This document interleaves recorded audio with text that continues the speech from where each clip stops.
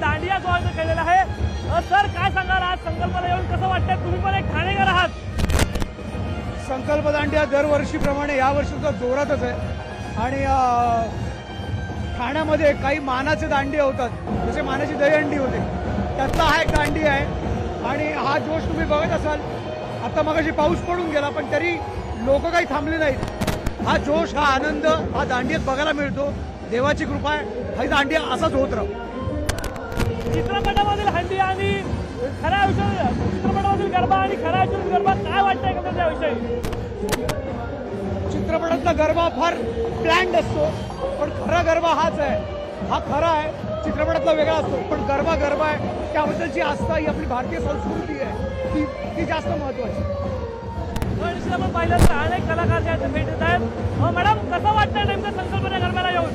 खूप छान, खूप छान, खूप छान। आपण पाहिलं तर मोठ्या प्रमाणात गर्दी जी आहे संकल्पच्या नवरात्र उत्सवाला या ठिकाणी जमलेले आहेत। अनेक कलाकार जे आहेत ते संकल्पच्या दांडियाला जे आहेत ते भेट देत आहेत आणि ते देखील या गरबामध्ये जे आहेत ते सामील होत आहेत। तर येत्या काही दिवसात अनेक कलाकार जे आहेत ते मोठ्या प्रमाणात संकल्पच्या नवरात्र उत्सवाला येणार आहेत।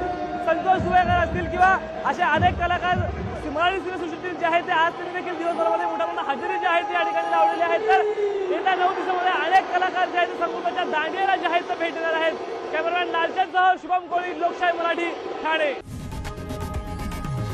लोकशाही मराठी, ऐका, पहा, जागरूक रहा।